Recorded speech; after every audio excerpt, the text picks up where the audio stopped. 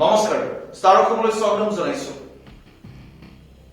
ভগৱান ৰাম এজন, কিন্তু ভাৰতত বৰ্তমান ভগৱান ৰাম দুজন হৈছে। এজন ভগৱান ৰাম আৰু এগৰাকী কোন বিজেপিৰ ৰাম। এই বিজেপিৰ ৰাম কোন, কোনে কি কৈছে এই বিষয়ে আমি আগবঢ়াইছো এই বিশেষ প্ৰতিবেদন। तमाम लोगों में सीधे सीधे आपसे बात करता हूं। अभी एक तो आपका बड़ा नाम है और आप तो बड़े मंचों पर, हिंदुस्तान के बड़े मंचों पर गए और आपने राम का बखान किया, देशभक्ति की बड़ी बड़ी कविताएं सुनाई। तो इस बार क्या माहौल है उत्तर प्रदेश का? आपने राम की बात की। पहले इस देश के अंदर क्या पूरी दुनिया के अंदर सिर्फ एक राम हुआ करते थे। एक वो राम कौन? वो राम भगवान। और इस समय दो राम चल रहे हैं, एक भगवान राम, एक भाजपा के राम। मैं अयोध्या के राम की बात करता हूं। अयोध्या के राम नहीं, राम तो सारी धरती के हैं। राम सारी धरती के हैं, सिर्फ अयोध्या के नहीं हैं। रामचरितमानस में पढ़िए, जब राम जी का जन्म हुआ था तो देवताओं ने पुष्प वर्षा सिर्फ अयोध्या में थोड़ो की थी, पूरी दुनिया में की थी, पूरी धरती पे की थी। और राम जी सिर्फ मानव जाति के उद्धार के लिए थोड़ो जन्म लिए थे। उन्होंने जटायु को भी उद्धार किया, उन्होंने रावण जैसे राक्षस का भी उद्धार किया। हाँ, बहुत पहले होता था, जब हम लोग छोटे थे तो राम जी के नाम पर लोग भीख मांगने आते थे। आज युग बदल गया, हाईटेक मोदी जी का डिजिटल युग हो गया। पहले राम के नाम पर जो लोग भीख मांगते थे, अब राम के नाम पर वोट मांगते हैं। राम के नाम पर भीख आने वाली पीढ़ियों को बता के जाना कि राम के नाम पर भीख 1000 साल बाद भी देना। लेकिन इस बार उत्तर प्रदेश की जनता राम के नाम पर किसी को वोट नहीं देगी, नहीं देगी, नहीं देगी। काहे नाराज है तिवारी जी? नाराज? आप ब्राह्मण हैं और ब्राह्मणों का बड़ा सम्मान हो रहा है। सारी पार्टियां जो हैं अपनी अपनी रोटियां ब्राह्मण के नाम पर सेकना चाह रही हैं, तो नाराज कहां है इतना भारतीय जनता पार्टी से? ये तो बीच में थोड़ा व्यवधान उत्पन्न हुए, वरना आप द्वापर युग से आज तक देख लीजिए, भगवान श्री कृष्ण यादव थे, यदुवंशी थे। अखिलेश यादव जी यादव हैं, यदुवंशी हैं। भगवान कृष्ण से तुलना कर रहे हैं? भगवान कृष्ण से तुलना नहीं कर रहे हैं। जैसे राम आज जब क्षत्रिय समाज के ठाकुरों के बीच में पहुंचते हैं तो कहा जाता है कि हम राम के वंशज हैं, क्योंकि राम भगवान क्षत्रिय थे। उसी प्रकार से भगवान श्री कृष्ण यादव थे और भगवान श्री कृष्ण उन्हीं की वंश बेल के अखिलेश जी यादव हैं। और यादव और ब्राह्मण की दोस्ती युगों से चलती आ रही है। कृष्ण और सुदामा की दोस्ती आप भूल गए क्या? कृष्ण और सुदामा तो हजारों लाखों साल से ये 2 मुट्ठी चावल खा के पूरा राज दे देते हैं। और ये तो 139 गोला विधानसभा है, यहां से लिस्ट पूरा जनता ने तो बना दिया कि विधायक इस बार विनय तिवारी जी हैं। सिर्फ एक तथाकथित 10 मार्च को रिजल्ट आना बाकी रह गया है। बाकी आप भी दूर नहीं, हम भी दूर नहीं। तो एक चीज चलते चलते हम आपसे बात करेंगे। अभी एक ये देश में 2 विचारधाराएं चल रही हैं। एक बाबा जी थे, संत जी थे, कालीचरण, उन्होंने देश के राष्ट्रपिता को गाली दी। क्या कहेंगे आप? देखिए, 500 रुपए का कपड़ा मिलता होगा भगवा, उसको पहनकर कोई बाबा बन जाता है। 5 साल का बच्चा होता है, 5 साल का बच्चा होता है, बोलना जान जाता है। लेकिन 50 साल का आदमी होता है, ये नहीं जान पाता है कि कहां बोलना है, कैसा बोलना है, कब बोलना है। महात्मा गांधी कोई आम व्यक्ति नहीं है। जब आप अमेरिका में जाते हैं, हिंदुस्तान के पास दूसरा ऐसा कोई व्यक्ति ही नहीं। जो लोग नाथूराम गोडसे को अपना पिता मानते हैं, चाहे वो इस देश के बड़े बड़े राजनेता हों, जब उनको इस देश के अंदर साफ सफाई देखनी पड़ी कि स्वच्छ भारत हमको देखना है, तो उनको बापू का चश्मा उधार लेना पड़ा। आज भी जब हम बात करते हैं तो जब गोडसे का नाम लेते हैं तो सिर्फ उसका इतिहास इतना है कि उसने गांधी जी की हत्या की। लेकिन जब गांधी बाबा का नाम लेते हैं तो पता चलता है हिंदुस्तान में तो लोगों ने, कुछ घृणित लोगों ने उनका नाम छोटा कर दिया। George Washington, Abraham Lincoln, Mohandas Karamchand Gandhi. Mohandas Karamchand Gandhi वर्तमान हिंदुस्तान की, वर्तमान भारत की जितनी बड़ी पहचान हो सकते हैं, कोई बाबा मोहनदास करमचंद गांधी को 4 पन्ने से, आरएसएस की चौपतिया से नहीं बांचा जा सकता है। गांधी बाबा को पढ़ने के लिए मोटे मोटे इतिहास की किताबें पढ़नी पड़ेंगी, उनको त्याग पढ़ना पड़ेगा। एक सुना होगा, दे दी हमें आजादी बिना खड़ग बिना ढाल। बहुत सारे लोग कहते हैं इस देश को आजादी बिना खड़ग और ढाल के नहीं मिली, मानते हैं खड़ग और ढाल से नहीं मिली। लेकिन आधी आजादी का अगर कोई श्रेयस्कर व्यक्ति है तो वो सिर्फ गांधी बाबा हैं। गांधी बाबा आज भी महसूस होते हैं कि कोई ऐसा व्यक्ति हमारे देश में है। तो ये राम को मानने वाले लोग अचानक नाथूराम को मानते हैं। नाथूराम हमारे देश की कभी परंपरा ही नहीं रही। नाथूराम हमारे देश की कभी परंपरा नहीं रही। गांधी बाबा को जब वो सिरफिरा गोली मारता है तो उसके बावजूद जो गांधी बाबा के मुंह से शब्द निकलते हैं वो कौन से निकलते हैं? हे राम निकलते हैं। और ये कहते हैं इस भटके युवा से गलती हो गई, इसको माफ कर देना। आज है क्या, एक आप घर में रहते हैं, कमरे में रहते हैं, रात में देखते होंगे जब लाइट जलाते होंगे एक छिपकली टहलती रहती होगी कमरे के अंदर, पूरी रात कीड़े मकोड़े खाती होगी, सुबह देखते होंगे छिपकली गायब हो जाती होगी, फिर राम जी का जो चित्र लगा है राम जी का आपके कमरे में, उसके पीछे छिप जाती है। यही भाजपा का चरित्र है, अत्याचार करेंगे, भ्रष्टाचार करेंगे, बलात्कार करेंगे, उसी छिपकली की तरह। बड़ा आरोप लगा रहे हैं आप भारतीय जनता पार्टी पर, उनके नेताओं पर। चिन्मयानंद हुए, चिन्मयानंद पास में शाहजहांपुर है, वो भी बाबा हैं, योगी जी की ही तरह हुए तो गायत्री प्रसाद प्रजापति भी। तो गायत्री प्रसाद प्रजापति को पार्टी से किसने निकाला? अखिलेश जी ने निकाला। गायत्री प्रसाद प्रजापति को दंडित कराने का कार्य किसने किया? अखिलेश जी ने किया। उनके गोदामों पर, उनके घर पे छापा किसकी सरकार में पड़े? अखिलेश जी की सरकार में पड़े। और ये भाजपा सरकार अगर गायत्री प्रसाद प्रजापति जेल से कह दें कि हम भाजपा को समर्थन दे रहे हैं तो उसको तब भी शामिल कर लेंगे, लेकिन अखिलेश यादव जी ने कह दिया किसी भी भ्रष्टाचारी, किसी भी अपराधी का मुझसे कोई लेना देना नहीं है। हम लोग घर में दूध गर्म करते हैं, मक्खी तो उसमें भी गिर जाती है। अच्छे बुरे लोग, इतना बड़ा संगठन है, एक व्यक्ति है, करोड़ों लोगों का संगठन है, अच्छे भी लोग रहते हैं, बुरे भी लोग रहते हैं। आप लोग अच्छे लोगों को उजागर करिए। हमारे यहाँ विनय तिवारी जी जैसे अच्छे लोग हैं, 5 साल विधायक रहे, हम जैसे ब्राह्मणों के सम्मान की रक्षा की। यहाँ से राष्ट्रीय महासचिव रवि प्रकाश वर्मा जी हैं, संभाव राजनीति करते हैं। जब ईमानदारी की बात आती है तो पूरे उत्तर प्रदेश से जब ईमानदारी की बात आती है तो एक सांसद ईमानदार निकला, वो भी समाजवादी पार्टी का। ये क्या बात की जाए? विनय तिवारी बेड़ा विवादों में रहे। पिछली बार जब उनकी 2012 से 2017 तक सरकार रही, बताते हैं उन्होंने सिर्फ ब्राह्मणों के लिए काम किया। सिर्फ ब्राह्मणों के लिए काम नहीं किया।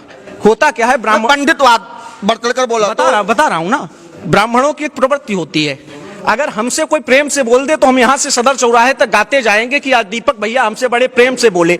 तो होता क्या था, जो ब्राह्मणों के साथ करते थे तो ब्राह्मण उनको गाते थे, उनकी प्रशंसा करते थे। ऐसे ही वो हर वर्ग के साथ करते थे। बहुत सारे लोग कहते थे कि इन्होंने हमारे साथ किया, बहुत लोग कहते थे नहीं किया। उन्होंने हर जाति धर्म, चाहे हिंदू हो, चाहे मुस्लिम हो, चाहे सिख हो, हमारे यहाँ ईसाई तो है नहीं, और जातियों में चाहे ब्राह्मण हो, चाहे कुर्मी हो, चाहे वैश्य हो, चाहे अगड़ा हो, चाहे पिछड़ा हो, चाहे दलित हो, चाहे लाला हो, सभी जाति वर्गों को लेकर आगे बढ़ने वाली जो विचारधारा है वही तो समाजवाद है। जो समाज आज आपको पता है, सिर्फ 6 लोगों के पास देश की इतनी पूंजी है जितनी देश की कुल अर्थव्यवस्था नहीं है।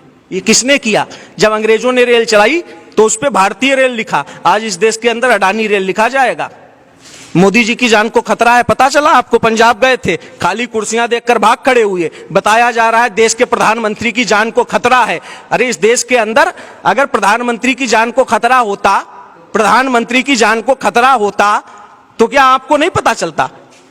उस प्रदेश का मुख्यमंत्री बोला कि इनकी जान को खतरा नहीं है, प्रधानमंत्री कह रहे हैं मेरी जान को खतरा है, धन्यवाद देना मुख्यमंत्री जी को। तो मैं भी प्रधानमंत्री जी को धन्यवाद देना चाहता हूं कि हमारे उत्तर प्रदेश के अंदर हम आपको धन्यवाद देते हैं कि योगी जी से हम सभी सवर्णों की जान को खतरा है, कृपया इनको ले जाइए। और हम अखिलेश यादव जी के हाथों में अपने सुरक्षित जान देना चाहते हैं। कहां ले जाए योगी जी को? कहां ले जाए? योगी जी जहां से आए थे, गोरक्षपीठ, घंटी बजाएं, बढ़िया, वही अच्छा भी लगता है। नहीं, एक तमाम लोग आए, उन्होंने कहा कि पंजाब के शहीद कफन वाला ऐसा कुछ। आपको पता है उतनी बार पंजाब में क्या पूरे हिंदुस्तान में तिरंगा झंडा फहराया नहीं जाता होगा? उतनी बार पूरे हिंदुस्तान में तिरंगा झंडा फहराया नहीं जाता होगा जितने तिरंगों में लिपट कर पंजाब के बेटे सरहद पर शहीद होकर अपने घर आते हैं। उन सिख भाइयों को जब कोई देशद्रोही बोलता है, पता है आपको, पाकिस्तान ने जब सेना का निर्माण किया देश के बंटवारे के बाद, उन लोगों ने कहा ये हिंदुस्तानी सेना है, इससे तुम निपट लोगे, 5 फुट वाले होते हैं। जब पाकिस्तानी सेना 1962 की लड़ाई में जब हिंदुस्तान की ओर बढ़ी तो उनको सेना को रोकने के लिए कौन बढ़ा? सिख रेजिमेंट। जब देखे कि 7-7 फुट के बिल्कुल एक भयंकर मानव, ऐसा कि पूरे लगता था कि ये 10-5 पाकिस्तानियों के अपनी बाहों में भींच कर मार दे, जब ऐसे जट्टों को खड़ा हुआ देखा तो पाकिस्तानी सेना वहीं से लौट गई। ये भारतीय सेना का और ये इन सरदारों का, सिखों का इस देश के अंदर महत्व रहा है। पहले हिंदू मुसलमान किया करते थे भाजपा वाले, उसमें इनकी दाल नहीं गली, क्योंकि हिंदू भी जान गया ये लड़ा रहे हैं, मुसलमान भी जान गया ये लड़ा रहे हैं, तो नई गोट निकाल के लाए कि हिंदू मुसलमान वाला हमारा लंगर तो फेल हो गया, अब हिंदू और सिख कराओ।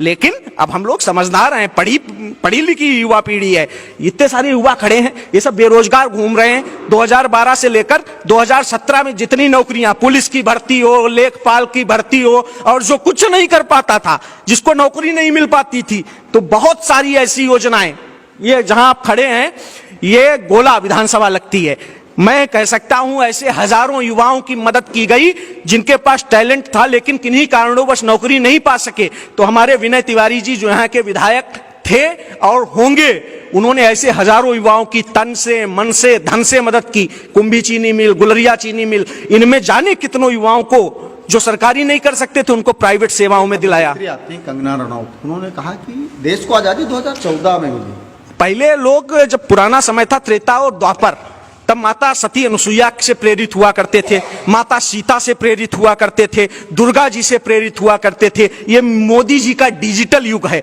लोग कंगना रनावत से प्रेरित हो रहे हैं। नाचने गाने वालों का कोई मैं बात आजादी की कर रहा हूँ। 2014 में उनको मिली, 2014 में उनको असली आजादी भी मिली और 2014 में असली बाप भी उनको मिले। कहूँ इससे पहले कहीं बर्तन मांगती?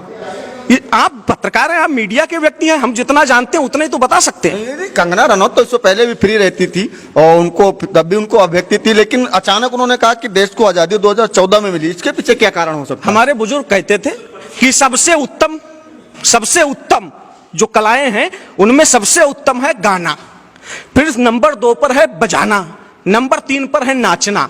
तो गाने, नाचने और बजाने वालों की बातों को हम समाजवादी लोग गंभीरता से नहीं लेते। हमारे लिए माननीय मुलायम सिंह के विचार, माननीय लोहिया के विचार। मुलायम सिंह ने कार सेवकों पर गोलियां चलवाने का काम किया, क्या कहेंगे? कहने को तो ये भी लोग कहते हैं कि पुलवामा अटैक मोदी जी करा दिए। कहने को तो लोग ये भी कहते हैं, मैं नहीं कहता, लेकिन सुनने में आपको आया कि नहीं आया? आया कि नहीं आया? आता है ना। लेकिन ये अतीत के गर्भ में है, बड़े लोगों की बातें हैं। शांति व्यवस्था बनाए रखने के लिए कई बार अपनों की भी बलि देनी पड़ती है। महाभारत देखे हैं ना, दोनों तरफ धर्म की रक्षा के लिए अर्जुन ने अपने ही भाइयों को मारा, अपने ही भीष्म बाबा को मारा। तो धर्म की रक्षा के लिए बहुत बार ऐसे कार्य करने पड़ते हैं। लेकिन जो राम भक्तों पर, जो कार सेवकों पर गोलियां चलाई गई, उसके पुख्ता जानकारी मुझे नहीं है, कब चली, किसने चली। हाँ, इतनी बात कह सकता हूं, राम जी के नाम के साथ जितना खिलवाड़ भारतीय जनता पार्टी ने किया, सरदार वल्लभ भाई पटेल हमारे देश के महापुरुष हैं, उनकी बहुत बड़ी प्रतिमा लगाई गई और सभी ने गर्व महसूस किया कि इतनी बड़ी स्टैचू ऑफ यूनिटी गुजरात के अंदर स्थापित की गई और शायद किसी से कोई चंदा भी नहीं लिया गया। जिस राम के नाम पर देश में प्रधानमंत्री बने, जिस राम के नाम पर उत्तर प्रदेश के मुख्यमंत्री बने, उतनी भीख तो इस देश में भिखारियों ने राम के नाम पर नहीं मांगी होगी जितनी राम के नाम पर भीख भाजपाइयों ने मांगी है इस देश के अंदर। इस देश के अंदर राम को भगवान से वस्तु बना दिया। मंदिर क्या उन्होंने बनवाया? आप बताइए। राम मंदिर अयोध्या में बनना चाहिए, अयोध्या में बने, यह किसने कहा? सुप्रीम कोर्ट ने कहा, सुप्रीम कोर्ट ने कहा। लेकिन कुछ भाजपा के लोग कहते हैं मोदी जी, योगी जी जब इस देश के मुख्यमंत्री, वो इस देश के प्रधानमंत्री बने तब बना। अगर मोदी जी के कारण राम मंदिर बना तो सुप्रीम कोर्ट की अवमानना है, और अगर सुप्रीम कोर्ट के कारण राम मंदिर बना तो मोदी जी झूठे हैं, फेंकू हैं। राम का मंदिर इस देश की आस्था का प्रतीक है। और अखिलेश जी का नाम, अखिलेश माने क्या होता है? अखिलेश माने राम होता है। अखिलेश जो इस धरती का नायक हो, जो अखिल विश्व का नायक हो, उसका भी मतलब तो राम ही हुआ। चलते चलते आपसे आखिरी सवाल करते हैं कि 2022 में क्या माहौल है और कौन बनने जा रहा मुख्यमंत्री? एक ही चुनाव चिन्ह, एक ही व्यक्ति, एक ही नाम, एक ही नारा। माननीय अखिलेश यादव जी, जिन्होंने कन्या को विद्याधन दिया, बेरोजगारों को पेंशन दी। पहले सुनते होंगे कि एयरपोर्ट से हवाई जहाज उड़े, सेना के एयरबेस से हवाई जहाज उड़े। हमने अपनी आंखों से इस कम आयु में एक्सप्रेस वे से प्लेन, जेट प्लेन उड़ते हुए देखे, बच्चों के हाथ में लैपटॉप देखे, गरीब कन्याओं के खातों में पैसे देखे, गरीब विद्यार्थियों के पास पढ़ने के, जिनके पास संसाधन नहीं थे। आज आपको पता है पीजीआई उत्तर प्रदेश का एक माना हुआ चिकित्सक संस्थान है, वहां जो आज इलाज हो रहा है उससे बेहतर इलाज आपके जिला अस्पताल में हो जाएगा। लेकिन जब अखिलेश यादव जी इस उत्तर प्रदेश के मुख्यमंत्री थे तो माननीय चाचा श्री शिवपाल यादव जी के नेतृत्व में पीजीआई रहता था और उसकी उच्च गुणवत्ता पूरे देश ने देखी। लेकिन आज स्वास्थ्य व्यवस्था, कोरोना के टाइम पर आपने भी अपनों को खोया, हमने भी अपनों को खोया, सबने अपनों को खोया। लेकिन जिसका कोई चाचा की आजकल चाचा का नाम तो है लेकिन वो दिखाई नहीं दे रहे हैं। कहाँ है चाचा आजकल? चाचा जहां है दिखाई नहीं दे रहे। आप देखिए, डालिए शिवपाल यादव। कह दिया है, चाचा ने कल कह दिया है कि चाचा ना भतीजा माननीय अखिलेश यादव जी को उन्होंने मुख्यमंत्री और अपना नेता मान लिया है। माननीय शिवपाल यादव जी ने, चाचा ने आशीर्वाद दे दिया है कि भतीजा आने वाले 2022 में उत्तर प्रदेश का मुख्यमंत्री बने। और एक बात मैं और आपको बता दूं कि आने वाले 10 मार्च को बाबा जाएंगे अपने गोरखपुर मंडल लेकर अपना कमंडल। জীৱনৰ সৰু বৰ সমস্যাই যেতিয়া দিশহাৰা কৰে, জটিলতাই যেতিয়া সপোনবোৰ ভাঙি চুৰমাৰ কৰে, সমাধানৰ এটাই নাম, জ্যোতি আচাৰ্য ভৰতৰাজ। দৰিদ্ৰতাই যেতিয়া ঘৰুৱা সুখবোৰ হৰণ কৰে, সন্তানৰ সুখবোৰ যেতিয়া অকালতে মৰে, সুখৰ সেই বাগিচাখন পুনৰ ফুলাই তোলাৰ নাম মাথো এটাই, অসম সন্তান জ্যোতি আচাৰ্য ভৰতৰাজ। ভৰতৰাজ এষ্ট্ৰ সমাধান and research centre, phone number 99543257775।